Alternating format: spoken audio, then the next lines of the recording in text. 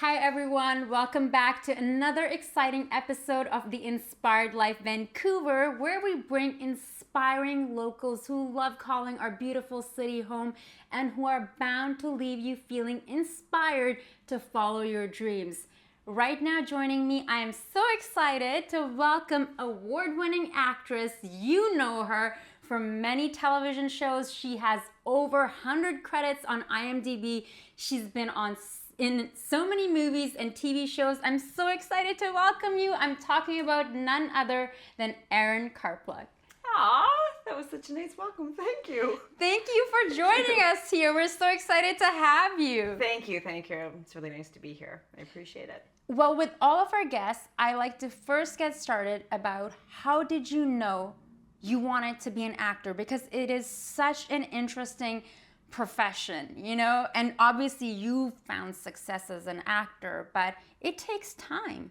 Oh, it takes time. It takes time. I've been at it for we've been talking like 2.5 decades, and you're always working at it, right? And then for me, I grew up in Jasper National Park in Alberta, and I just remember from a very, very, very young age, I wanted to be an actor. And in grade 7, I was talking to my best friend on the ski hill. And she's sitting there and she's like, "What do you want to do when you grow up?" And this is Jody Scrupa, my friend. Shout out. And I was like, "Well, obviously I want to be an actor. Like, doesn't everyone want to be an actor?" And she was like, "God, no. Like, I want to be an occupational therapist." So it's funny now because I actually did become an actor and she's an occupational therapist. But it was just something that like from a very, very young age, I had an active imagination. I loved Barbies and I loved My Little Pony and playing make-believe with my friends. We used to play Star Wars, and I used to make little skits on paper and draw them out. And it was just something that it was like the secret path in my life, something I always wanted to do. But we don't have acting classes in Jasper. I didn't grow up with that. So I didn't know it was necessarily possible, and I didn't know how I was going to do it, but I went on to study it in university, and kind of it went from there. But it was just from very early on, I remember it being, it's the one thing in my life I followed through on and has been like a constant, like never wavering on this path. So that is so amazing. And obviously you found success, and camera loves you and people love you. And of course, when I think of you, I think of being Erica. I remember watching and loving that show, and I love the whole time traveling bit. And what was it like to be, the star of this show and to be like, okay, I'm doing this and now I have this show and I'm following my dreams. I'm following my passion. What is that feeling like for you? It's such an interesting way to look at it, because for me, acting, I think when people, like over COVID, a lot of people wanted to start acting, and I had a lot of young people reach out, and I just said to them, I'm like, it's not what you think it is. It's not like high glamour and like once you get to this certain place, you're like, you've made it and you're on the red carpet. There's been some key moments where I'm like, oh, whoa, like I'll just have a moment at TIFF or something or an award show and be like, oh wow, it's happening, or like a moment on set. But for me, being Erica, being the lead of a show, people always think that it's so much more responsibility and like, how did you handle that pressure? I thrive in that. I would so much rather be the lead of the show and carrying a story, like being the one person that's really telling the story, because I feel like creatively I'm given a lot of freedom to do it, so I feel like a lot less pressure. I've got these amazing teams of like hair, makeup, wardrobe, writers, producers, other actors that are supporting you, and you're kind of like, I use this metaphor, you're like driving the ship, and they're like, okay, Erin, you get to be the captain of the ship, and I'm like, amazing, I get to go here and there, and everyone's like doing all the things it requires to keep the boat going in the direction you are. Whereas when I'm like guest starring on something, or I'm a supporting part on your show and it's your ship, I get very nervous because I don't want to be the one to screw it up or to like cause a leak in your boat. Like I feel a great amount of pressure when I'm on, shows that are already running. I actually will get nervous and stuff. But when it's my show, if I'm the lead in something, I don't get nervous. I get really excited. I love working long hours. I love it when it's hard. And like, if you talk to any actors, not to de-glamorize it, but like, it's not glamorous when you're using a porta potty and you're doing like Canadian shows and you're like changing in like a gas station bathroom or, you know, in a transport truck and you're running out and you're, you know, it's not, you got with all the weather conditions, Yeah. especially if you're filming a show in Vancouver, like wintertime, it gets so intense. It's cold, it can be uncomfortable, it's long hours, you know, depending on the show, the food can be great or not, and the crew can be grumpy or not, or, you know, so it's,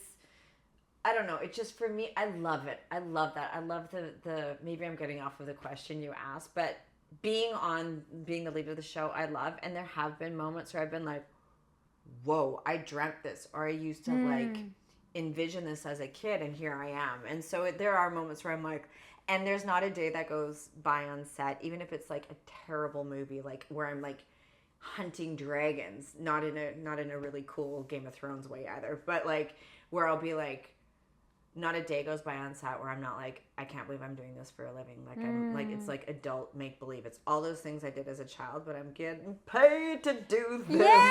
And I get to do interviews and people think it's a cool job. And I'm like, I love it. And that's why I even love doing this, because I feel like selfishly I get to ask these questions that normally I wouldn't get to ask. And it's almost like this masterclass moment of, you know, digging into like people's psyche almost, to be like, what inspires you? Like, what gets you going? So you're like the new James Lipton. Oh, yay! Did you ever watch that? Of growing- course, we would loved like him. wait for it on Sundays, and I'd get my popcorn and be like, oh my God, Kate Winslet's on. And I can still remember like what different actors would say that has still stuck with me over the years. Right? I've seen so many of his interviews over and over again, and then he will be like, okay, 3 words, go now. What would you? Yeah, he was super, super profound, and it's so fascinating how you say that. You know, how you visualize this, and you said this over and over again. Is that something you believe in, like manifesting or law of attraction, or like speaking out exactly what you want? I love that question because I do like I am very spiritual. With some things, yes, but then something, like I'm just going to be honest. There's some things that I created a vision board about that have just not happened in my life. And I've had some friends be like, how's that working out for you? And I'm laughing because I do believe in the law of attraction, in the sense of like how you are vibrating. If you're aligned, things tend to, abundance flows, and there's just an ease and a flow. And I'm human being, and I've really gone through, as I get older, I'm like, oh wow, I keep like bumping up against this thing. What is this?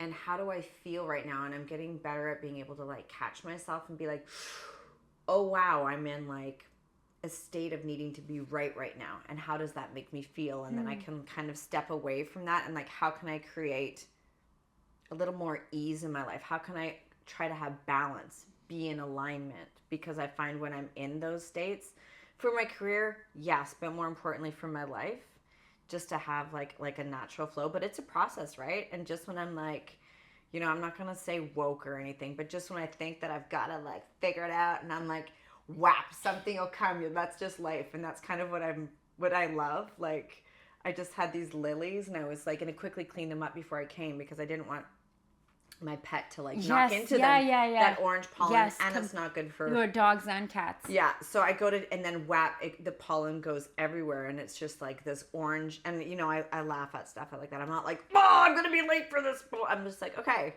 take a beat. You're gonna clean it up. It's gonna be okay. Like just small little things that I try to catch, but life's amazing, and it's just like a constant learning of lessons and staying open to things and trying to have balance. COVID certainly taught me that, to have balance in my life.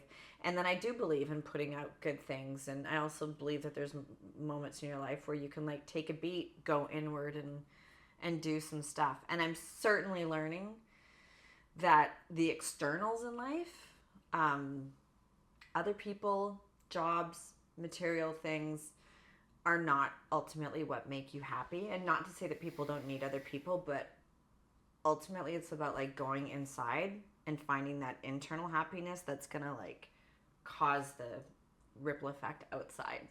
For me. And I'm a work in progress. Like, I'm saying this, but every day I'm like, whew, okay, a couple steps back there. But yeah, but there are some things where I've, particularly with work, where I'll look around, like you said, and I'll be like, oh wow, I used to dream about this and it's happening. And in other areas of my life, for the life of me, I haven't made movement, but then I also believe there's a reason for that. Yeah, I can really relate. And I didn't check this about you, even though I was creeping your Instagram, which we'll talk about. I'm very curious to know about your astrological sign. I kind of want to say Leo or some sort of fire sign, but I really am curious. Oh, wow. I don't know too much about astrology, but I'm actually, I've heard it's one of the most, not desirable signs, but what people like to gravitate towards. Scorpio? Libra. Okay, more balanced. I think I'm air though, right? Libra's air. Yeah, and they're very much about having like balance and justice and yeah. No, I feel I'm resonating a lot with what you're sharing, and I appreciate your openness and your honesty so much. And I feel it's what I'm seeing is this having a vision for yourself. And I can only imagine with this, several decades long career in this industry, it takes a lot of inner resilience, as a female, and that focused vision to keep going. And I'm sure there's a lot of things you've had to overcome to get there, and probably a vision of where you want to see yourself go. Can you talk about that a bit? It's a good observation, and I know you know this because you do it as well. And I think that, I always say to people, because sometimes people have an idea of like what an actress is. Like, we're talking female actors, however you want to. For me, in my experience, I have the majority of women that I meet are incredible. Like, I don't have that like diva experience. And I've done quite a few shows, and I've worked with a lot of people. And I find that women, particularly in this Vancouver community, because it's such a small community, like, we're all friends. And the ones that are still acting, that are in my age demographic, are here because they're resilient, because they work hard, because they put up with a lot of rejection, because they're kind of easygoing and they can roll with the punches. And like you said, resilience is big. You keep standing up. We don't have pensions. We don't have solid jobs. We're constantly having to, I don't know many professions, and I love this, but the reality is that there's not many professions where you're, doing a job interview, if you're lucky, for like 60 times in a year, right? Like, most people will have it a couple times in their lifetimes, but it's like, I had a call back yesterday for a movie, and I've been doing this for decades, and like, it went well. I worked, I prepped, I did my stuff. I know the tools to like, hey, let it go. There's nothing, I was happy with what I did, and to kind of like release control of that, but I'm still waiting, and I know that I'm still in the mix for it. Like, am I going to pay my bills? Am I going to be going to the place where it shoots? Am I going to be meeting a whole new group of people? Am I going to get to do this comedy? Like, do I need to get pet care starting next week? Do I need to cancel my HelloFresh things? It's like, do I have to cancel my plans? Like, it's a lot of, bobbing and weaving, and I don't have children, and I know a lot of my girlfriends that are actors that do have families. It's like, it's a lot of juggling, and I can see why some people don't stick with it, but I hope this is even somewhat remotely answering. No, it completely is. And the fact that you're being so open and honest about this, and it's so true, because even for me with my YouTube subscription yesterday, because I'm like, do I want to pay that extra $15.99 a month again just to get the ads free? And when you're doing well, and I feel like for a long time, I'll just speak for myself, I just wanted to be like, oh, these things we didn't talk about. And I'm so glad that I'm reading all these articles that are being published in the US about, SAG actors, like, writing about it's a struggle. When you're doing well, you're doing well. When you're not, you're going through. So the fact that you've had this success, I want to talk a bit about A Million Little Things. Yeah, okay. Wow, like, this is a great successful show. What was it like working on this show? What's so funny is a lot of times we'll audition for things that we'll say, it's a guest star with the potential to reoccur, and reoccurring means that you get hired on for an episode and they'll use your character, more than one episode, which becomes reoccurring. And so in my career, very few times has it actually turned into that like unicorn reoccur, or unless you just audition for a reoccurring. But this one was interesting because it said that, and I was like, yeah, we'll see. Get the job. Starts off as a character, Anna, who is wife to Peter, who is, he's a borderline pedophile, like sexual deviancy in it. It's A Million Little Things deals with some like really heavy hitting issues. And so, a DJ who's the creator actually FaceTimed with me, which was really cool to say, are you comfortable with this material? Is this something that could be triggering or whatnot? And I said, no, I'm actually very happy to be able to tell this story because it'll affect people. And so we were doing the storyline, and then it kind of wrapped up, and I thought, okay, well, that was a nice run on that show. That was great. And then I got a call saying, we want to see if we can unravel you from Peter, because Peter ends up in a hospital and gets beat up. It's a drama. There's lots going on. And ultimately, I end up disentangling myself and getting divorced from him. And then they did a Zoom test with me with David Gentoli, who plays one of the leads, Eddie, on the show, to see if you can be his girlfriend, because they were enjoying me. Thank you guys for enjoying having me on the show. And I was like, yeah, sure. So from doing this one self-tape at my mother's bed and breakfast at the beginning, at the middle of COVID, so like this could reoccur, playing, this guy's wife, the guy's girlfriend, to then like kind of going on and being a part of the main cast and telling the stuff. And my character then became an alcoholic, and I'm dealing with dating with a guy in a wheelchair, and the awkward real stuff of what that brings up. And then you ultimately find out, spoiler alert, that I killed my husband. And I didn't know a lot of this stuff, so it turned into this one audition for my mom's bed and breakfast turned into like a 2-season arc of like really in-depth, like a love story and like redemption, and also a lot of shame around the girl Sophie, and because I didn't believe her at first that my husband was doing these things. And then this love story with Eddie and how we overcome these like sexual weirdnesses with him being in a wheelchair and me being awkward coming out of a divorce, and then drinking, and then ultimately having this huge secret, which I didn't know as the actress at the time, but that I actually was responsible for killing my husband. So it was just such like a trip. And I remember as it was going, the cast and crew were like, you're still here.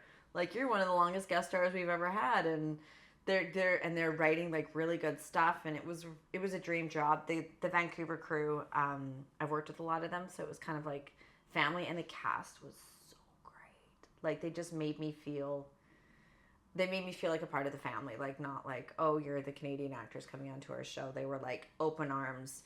And that is such a success story, going from like, okay, guest starring in one to like, okay, can you please come back? Can you please clear your schedule? Yeah, it's a nice feeling. Yeah. You're like, oh, that can happen. And it does happen, I would like to know something.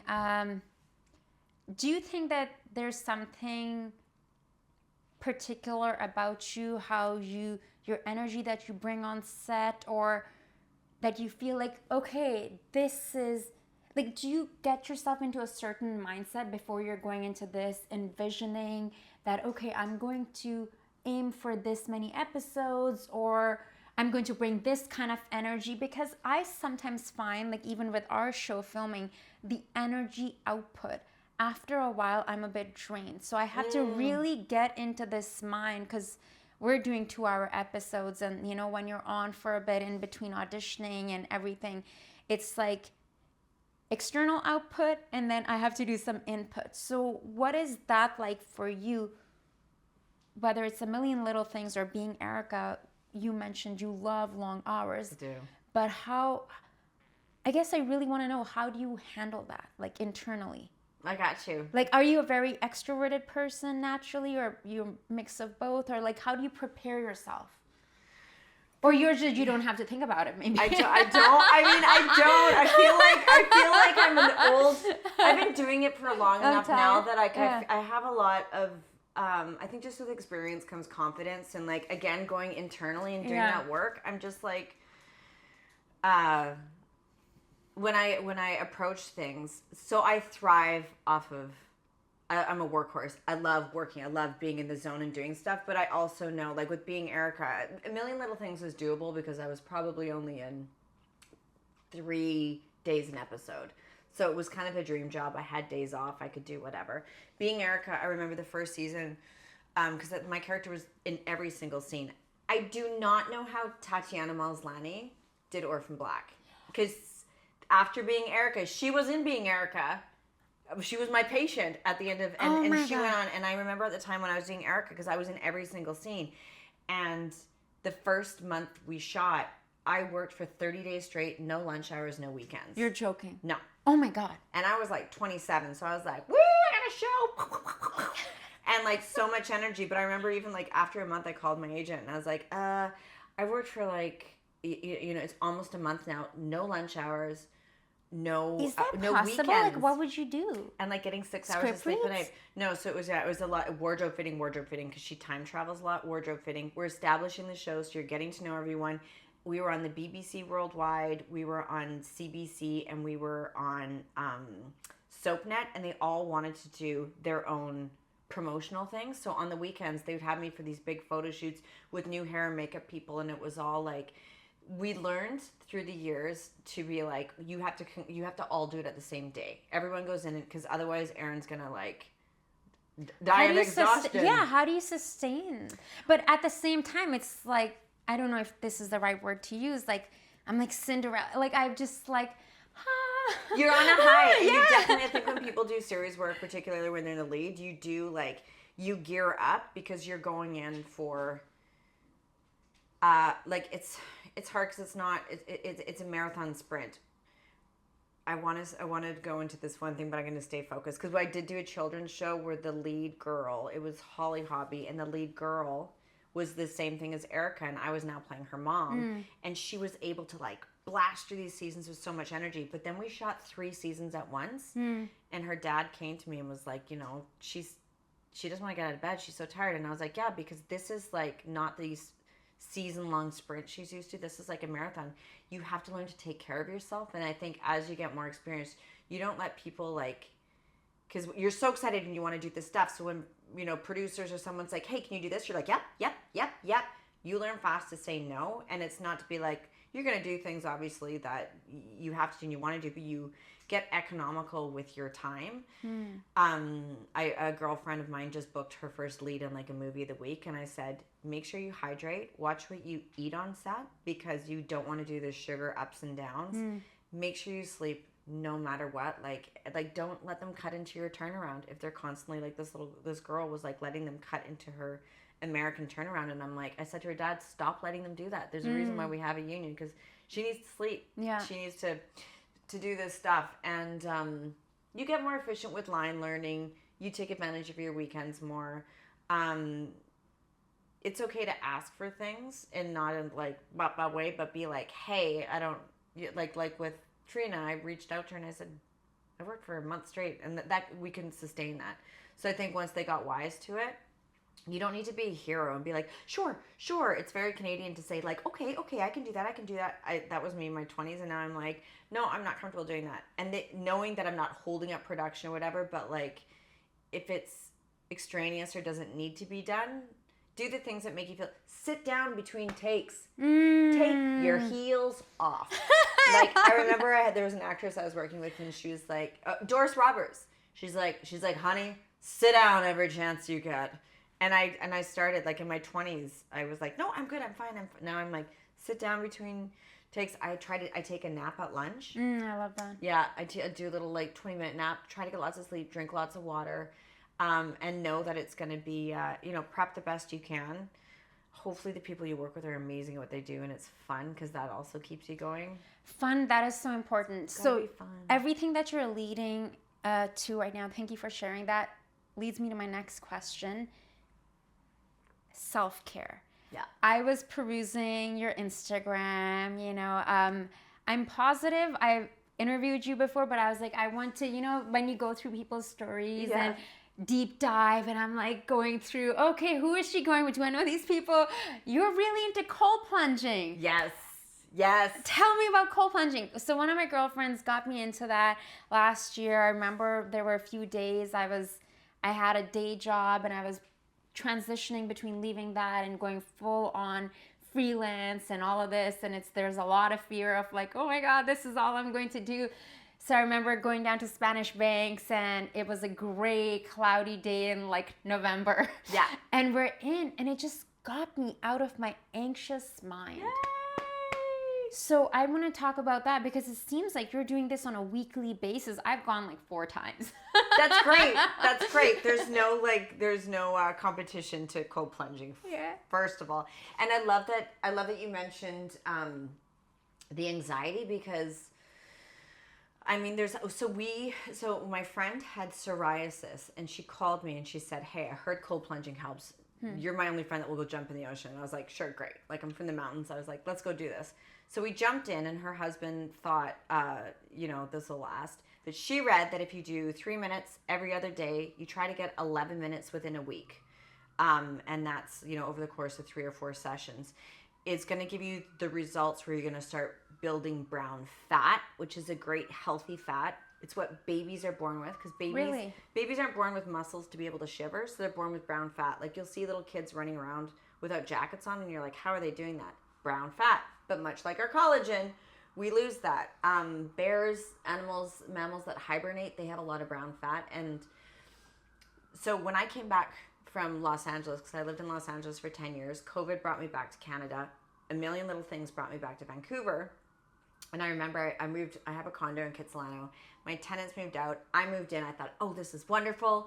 I'm back in Vancouver. I'm working. And then I was like, why do I feel funky? And it's the gray clouds. It's the gray rain and the seasonal depression. And I thought, oh my God, because I was in LA for 10 years. So then I made a point of like, okay, get out of the house, get outside every day, even if it's to the endowment lands, these beautiful trees shelter you. Mm-hmm. And then the next year, Pam's like, let's cold plunge. And what happened for me was quite profound. Not only did her psoriasis diminish, you're joking, almost entirely. Yeah, I've never heard of that. Oh yeah, it's the physical benefits, the inflammation that goes away. Your metabolism is boosted. A lot of my girlfriends are going through perimenopause or have just had children, trying to release weight. It boosts up your metabolism. I'm going tomorrow. Honestly, it's unbelievable. And for me, for whatever reason, I started getting more confident. And like the coldest, dreariest days now, I'm like, oh, because once you're like out in the worst sideways rain and you're like out in the element, it feels like you can do anything. And the anxiety. So I had what's known as anticipatory anxiety. So I was like, oh my God, I've got a date on Thursday night. I'm like, all week I'm like, what am I gonna wear to the date? I got a date. Oh my God, I have a date. And I wouldn't enjoy all that time leading up to it, where but if you're cold plunging, you're like, oh my God, gotta go jump in the ocean. Oh my God, that's awful. And then when you do it in that moment, it's the only thing that forces your body to go into fight or flight, so that it kind of like shocks you and your adrenals spike, but then it also at the same time calms you. And what it also does, which is my favorite thing about cold plunging, it gives you 250 times more dopamine. So it's ultimately, you get hit like a jolt of like 10,000 coffees, and then you have a natural come down. It gave me so much energy. I didn't need my afternoon naps. I didn't have any like lethargy, winter blues. I got tons of confidence. My metabolism was kicking. I felt alert, alive. And then I would even say, even one of the better things about it is that people started, my girlfriends are watching my Instagram being like, what are you doing crazy? Like, what are you doing out there? They would join, and it's not for everyone, but the ones that also hooked in and found whatever it is that they like from it, we built this community, and it became a community of women. And there are a lot of men that cold plunge, but for us, it was women. And we would also go out. It was accountability, showing up on these dreary days. And we would start to do releases and intentions. So our group of girls would say, okay, if you want to, if you're comfortable sharing, great. If not, it's fine. If you come and you only want to go up to your knees, fine. There's no judgment. Like, just showing up is a win. But we would like release to the ocean. Today I'm going to release like negative body talk. Today I'm going to release control. I'm going to release the fight that I had with so-and-so. I'm going to release the fear of lack. And then we'd say, what do you want to invite in? Today I'm going to invite in confidence. I'm going to invite in abundance. I'm going to invite in self-love. And these women, we would just share these things and leave them in the ocean and go about our day. And you just feel like so mind, body, spirit, so grounded. In the cold, it just like, it makes you clear. Like Wim Hof brought it kind of back into, it's been around for centuries, but this is a man who, his wife died tragically, and his only way of, he did a bunch of different modalities grieving, but it was actually the cold plunging that really helped him, and so he wanted to spread that. And I love your passion for it, and even though even though I've listened to him speak a few times, but to get a feminine touch for me is very different. And you're actually selling me on this even more, because I know for me, I realized when my mind was racing million miles a minute, I was in a relationship, it was coming to an end, and I was trying to make the decision, do I stay, do I go? And I was like, I just need to go. And with a neighbor, we just went down, the last time I went was like Third Beach, and sunny day, but it was like -8 or something, like sunny day.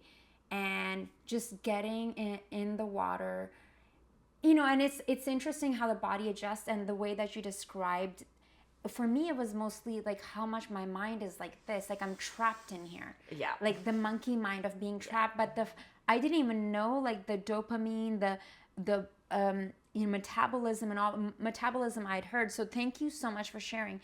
Now, as a performer, having to be on camera, you have a lot of photo shoots, you do all this press stuff, you're gonna be on the cover of a magazine, right? Yeah. No big deal. Yeah. You know, like I saw some of the Instagram stories from I think you were wearing a denim jumpsuit. Yes, right? yeah. I love that jumpsuit. Thanks, Eleni. Yeah, super cute. I want to hear, other than cold plunging, what else do you do for fitness? And is your fitness routine different than in your 20s versus now? Because I know we were talking about... Yeah, it changes. Yeah, you know, over time, like...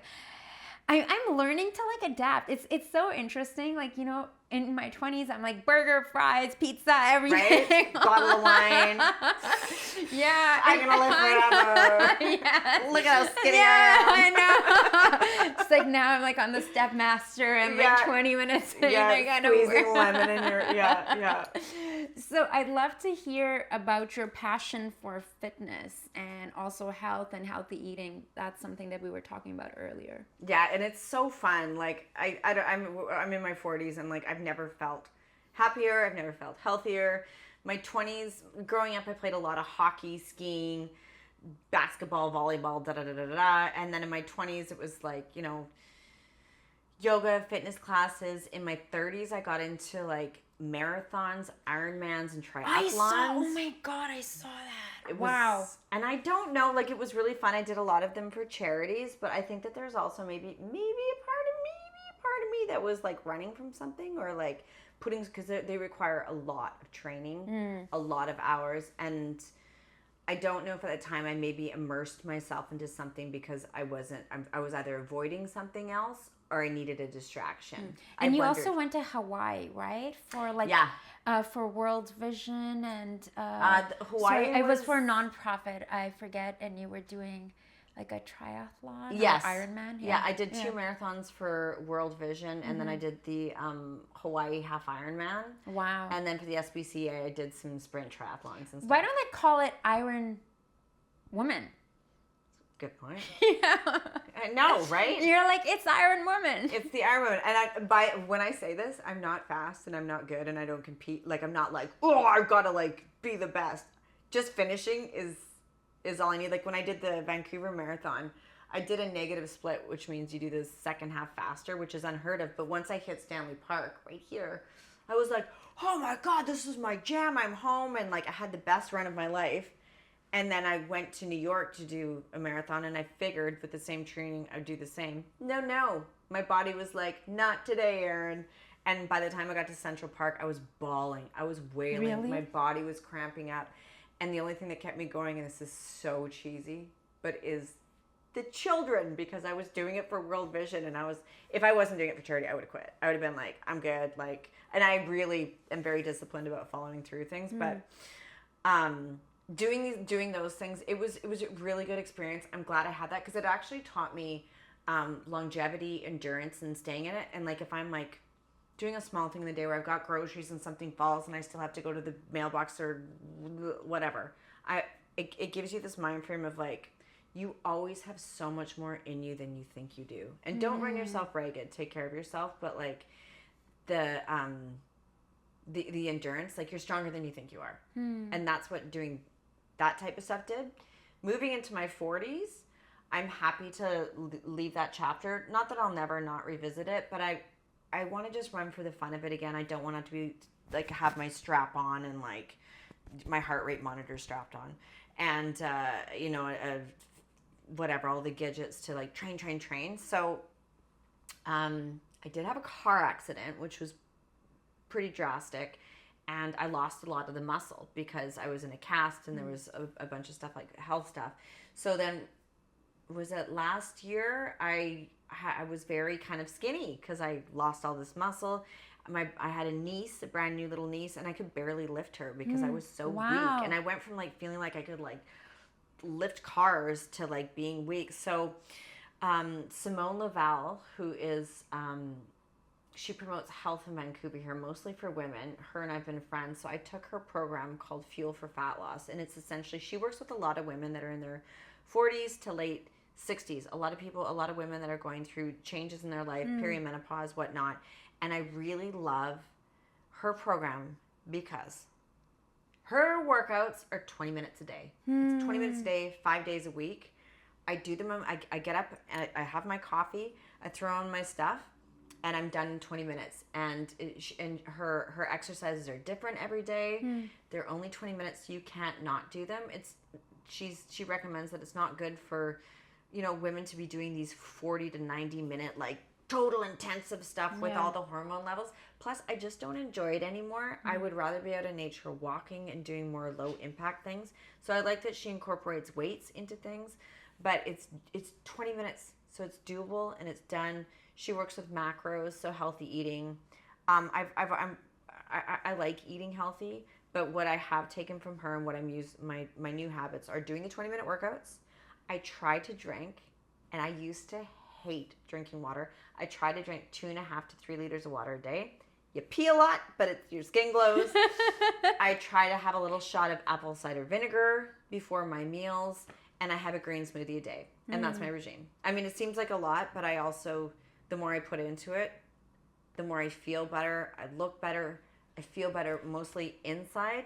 And the more I do these things, it just becomes like second nature. Like I don't even think about skipping a workout because if I do, and if I skip, like if I don't do a cold plunge and I'm at home in Jasper with my mom's and I get a little snippy, she'll be like, you need to go for a cold plunge because it takes you out of your head, your monkey brain. And a lot of the exercise I do, it's for my mental health more than almost my physical, but I now got like my muscles back and I'm healthy. I'm not obsessed about any kind of particular way of being, but I just feel good. When we were miking you up, like I wasn't miking you up, I was like, damn, abs, hello. Like I was like, yes, girl. We're doing the ab challenge. She focuses last month. It was like at the end of the exercise, we do some like push-ups. This is abs month, and then June is all about the booty. So we do like we add on a little bit, but she's great in her community. It's all women, not that men can't come on, but it's really tone because women's bodies are different. So our hormones are different, and like so these small, it's so obtainable. And if you just get on the rhythm of doing it, my whole life has improved. And you also know that the biggest thing that I've done health-wise is quit drinking alcohol. Yeah, I wanted to talk a bit about that. I feel like it's something that we can relate over. In the entertainment industry, there was a time I was traveling a lot in North America. I was like the ambassador for this nonprofit or like some projects, like small projects that were screening in different places. And, there's a lot of like open bar, that kind of stuff. And I noticed that how it would affect me the next day or even during the night. So the last 9 years, stopping has been like the biggest thing when it comes to clarity, being present. Yeah. But I realized the amount of anxiety that I had when I would drink, when I would think that, oh, this is going to take my anxiety away. So, but in the beginning, when I stopped drinking, I thought, what am I going to drink when I go to a party? It's an adjustment phase for sure. So what was that like for you? Did you decide to stop during COVID or before? Because I know during COVID, like so many people were drinking so much here. Oh yeah. It's funny with COVID. I mean, it's not funny. I noticed with friends and with people, you either got sober or you became an alcoholic. You either got very skinny or very fat. You either got divorced or you fell in love. It was like such an extreme time with extreme things that happened. And I quit drinking. I actually did Simone Lavelle, the woman I was talking about. I did her program because I was drinking too much wine and all the sugar in that. And I finished the Ironman and I was, I had all this muscle. I was kind of heavy and drinking wine, and I was just not liking my physical appearance. So my friend said, well, why don't you do the 6-week intensive fuel for fat loss? You can't drink for 6 weeks. And I thought, well, I'll just have a glass of wine. Like, yeah. And my friend Sarah, she's like, thanks, Sarah. She's like, if you can't not drink for 6 weeks, maybe that's something you should look at. And I said, well, of course I can. So I started doing the program. Halfway through it, I'm not necessarily losing weight right away, but I'm feeling amazing. And I was like, oh my God, I feel so good. I feel so good. Like, why do I feel so good? I got so much energy, and it's because I'm not hungover. Because for me, drinking in my 40s would give me debilitating hangovers that gave me tons of anxiety, like a lot of anxiety. It was that and it came to the point where when I did this, I made the conscious choice. I'm like, I stayed for the 6 weeks, and I just said, I'm gonna continue. I'm gonna continue not drinking, and that was in September 2019, and then COVID hit March 2020, and I'm so glad that I had committed before then to quit drinking alcohol. That time where I quit, I didn't tell anyone. I didn't have like a rehab or a program necessarily were helping me, but I did go online because I was alone. It felt very alone, and I was like, is this something I'm doing? I did a meditation on something like the 30-day sobriety app, not to like negate it, but it's not like a big official thing, but I did this meditation, and he said, really put yourself in the mind frame of if you continue to use this substance, which was for me alcohol, play your life out, play the tape forward for the next 5 years. What do you look like? What is your physical appearance like? What are your finances like? What are your relationships like? What is your career like? What is your environment like? Where are your goals at? And like really see it. So I would envision all that, and I really went there, and they're like, now take alcohol out of the equation. Play the tape forward for 5 years. What do you look like? What are your relationships like? What did you create? And I was like, okay. And this kind of throws back to your manifesting thing, because the other day I was walking the seawall, and I'm going to be 4 years sober of alcohol, free of alcohol in September. And I was like, oh my God, that meditation I did, I'm on like almost at year 4. I look better than I've ever looked. My relationships, and I'm gonna cry because this is the most important one to me, it's like my relationships are the best they've ever been. Like my connection to my family, to my friends. I lost some people when I quit drinking, and it's and I love them and send them love, but it's best for me that I don't have maybe those people in my life right now at this point. The people I gained, that my career has never been better. My finances have never been better. Like, it's just a win-win-win. It feels like, for me, waking up from a bad dream. And there's that stigma. And I have a lot of people that actually reach out to me because I was scared too. And I stopped. I'm like, I'm not going to be fun anymore. My acting isn't going to be as good. My friends are going to think I'm lame. How am I going to date if I don't have a little couple glasses of wine? And so that's that thing where you're going to change. You're not going to be your brightest, shiniest self. There's no way. Like, when I came out of it, I had the most loving relationship with a partner that I'd ever had, that I'd ever experienced, because it was like sober and we were really connected. My family, my friends. I'm still fun. I'm the first to arrive at the party and the first to leave instead of the last to, and the last to. And I wake up feeling, I'm always like, oh, I have, you can make up really good excuses. Like, oh, I have a yoga class tomorrow or whatever. You show up, you have fun. Once people have knocked back a few, they don't notice when you leave. 100%. I don't even say goodbye. Yeah, Houdini. Yeah. And sometimes people think, oh, yeah, you were tipsy too and whatever. I was like, dude, I was drinking like sparkling water. They don't know what you're drinking. There's so many amazing like non-alcoholic beverages. This is, I said before, I'm like, is this going to look like wine? It's green tea with lemon in it.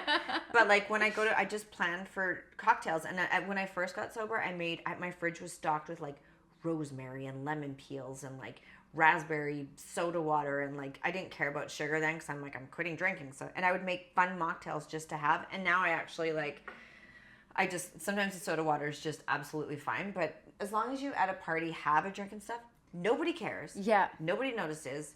I feel like there's a huge sober, curious thing happening. Particularly, I noticed it in LA where it's like, everyone's like, yeah, ew, drinking's gross. Like it's became this like cool, trendy thing. For me, it was very much not a fad. I was like, this is something that's affecting my life and I want to look at it and I want to take it away. But once I got through that and actually reliving, rediscovering myself sober in experiences and seeing that I'm shinier and brighter and better and I feel better, it's like I want to cry because it's like waking up from a bad dream and being like, oh, I got myself back. And this is you. This is Your like the authentic real self. You're not running from things. You're not hiding from things. You're not like, for me at least, I'm like, no, I'll be able to face like things that come straight at me, emotions, and I even took it to the next extreme where I like was so interested in like, what is it that and I did talk therapy because like a lot of stuff will come up if you are running from things. So I've worked with a therapist every single week since I got sober. I've done somatic therapy. I do some like different medicine, like plant medicine journeys. I do a lot of like, exercise, journaling, sound, like a lot of breath work. I just did a breath session last night and it's unbelievable with over oxygenating your body. You'll have to share the contact information because I want to find some.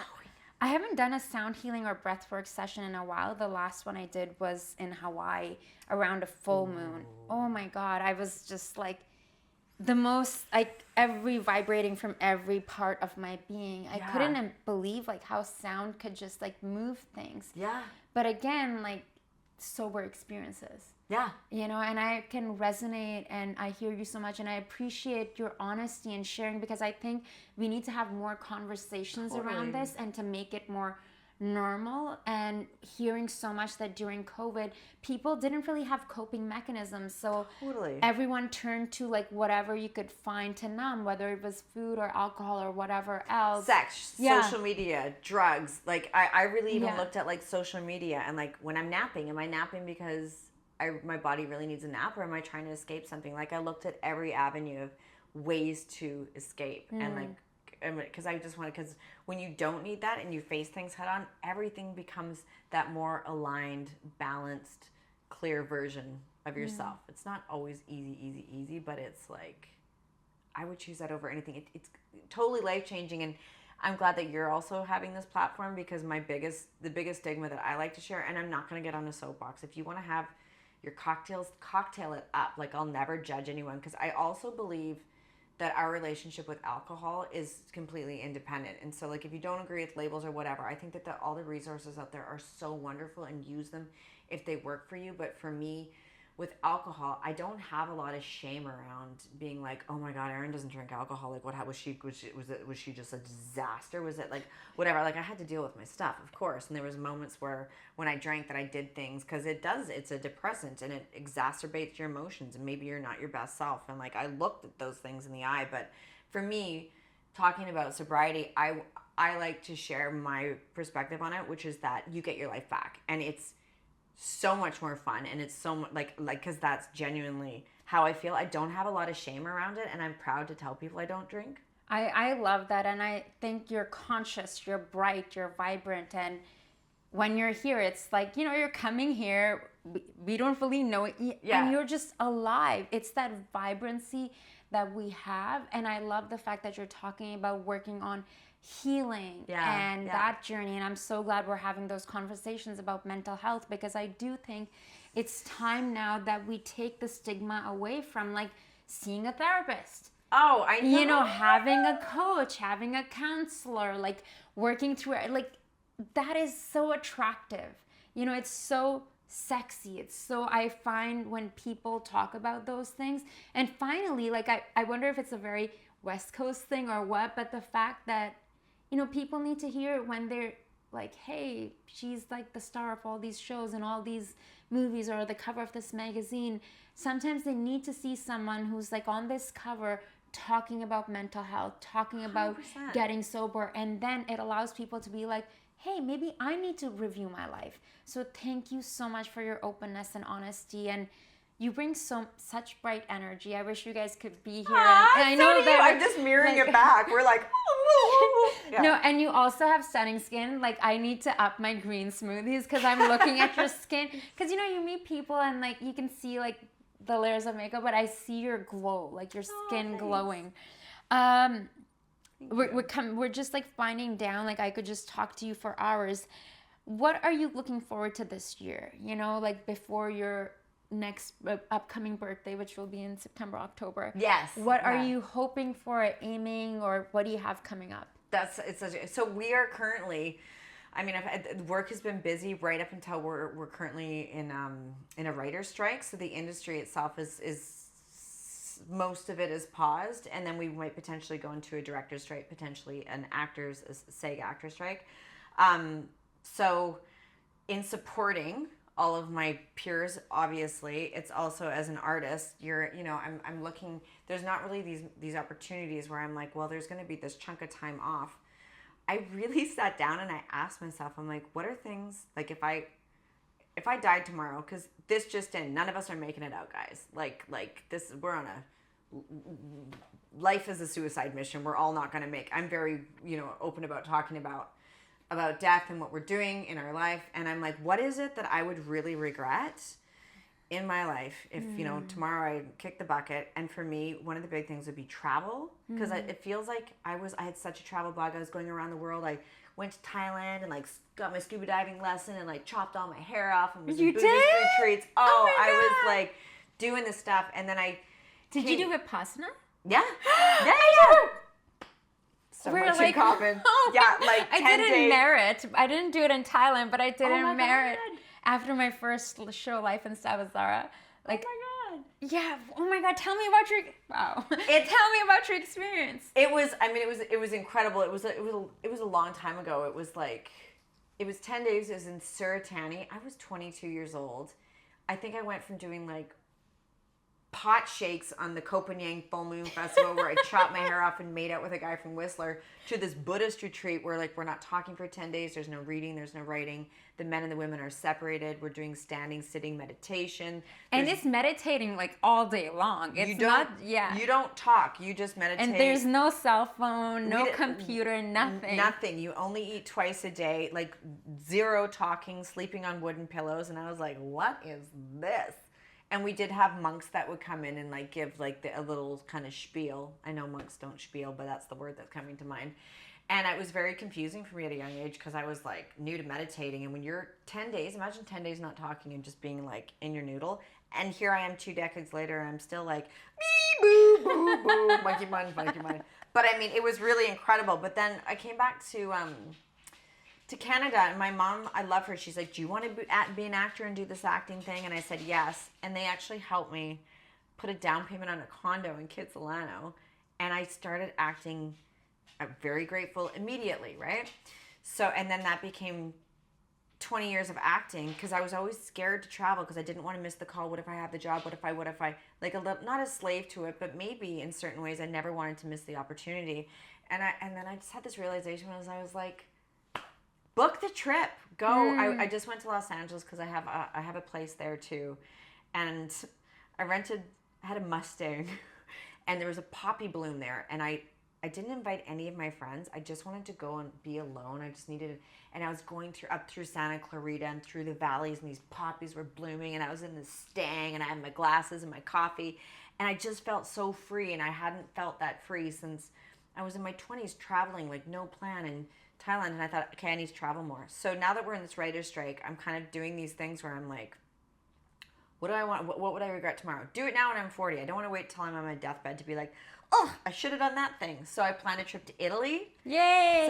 So I'm gonna go to Italy. Very excited. Can we follow you? Yes. We'll go live stream in Italy. I'm gonna take you guys along, and I'm gonna do an article for a travel magazine. Oh, amazing! That's kind of forayed into this cool thing, and I'm going to try to direct a short film this year because I'm really curious about trying storytelling in a different way. I'm always in front of the camera and this is my primary love, but I would regret not at least getting behind the camera and trying storytelling, which I love so much, in a different way. I might hate it. I may be terrible at it. I think I've put it off for so many years because I get attached to the outcome. I think actors make the best directors. honestly, I love working with because you know how to talk to talent. You know, I've been in classes where directors are coming in just so they can learn how to communicate. You know, that would be amazing. That we have. Yeah. I mean, we have in common, and there is a lot of directors. You're like, oh man, like they don't really know how to. There's a certain language when you're in or how front to of the camera. bring the communicate, like how to bring something out. Yeah. You know, like I've had times. I also don't wonder though if I would be nervous, like if I was working with a peer, to be like, hey, like let's just amp up the stakes. Like I don't want to be like bossy to them. I was like, could I do that with a peer? I think I could. I think, but that would be like a different language because I don't like giving people notes. Yeah. But it's something that I would have to like. People that I know, people that I don't know, I could be like, hey, like on this note, maybe approach it with X, Y, and Z or whatever. But here's the thing. Any apprehension I have, I'm like, oh, I don't. It's also my ego because I don't want to start in grade 1 again. I'm like, well, I've graduated because I'm an actor. I've graduated in the acting school. I don't want to go to directing school because I'm just going to be in grade 1. I was like, get over yourself. Go in there, fail forward, try. So that's another thing that I would like to do in this year. I think that came back to the question you asked. Yeah. That's fantastic. Well, thank you so much, Erin. I honestly feel like I can talk to you for hours. I feel so inspired. Your energy is so vivacious and so bright. Thank you for your time. I really appreciate this. And if you guys are feeling inspired, make sure to let us know and stay tuned for more inspiring interviews. Yay. Thank you, Erin. Thank you. Thanks. I want to binge like all your shows now. I'm like literally feeling so hyped up. Aw, thank you. That's so sweet. Thank you very much. Thank you.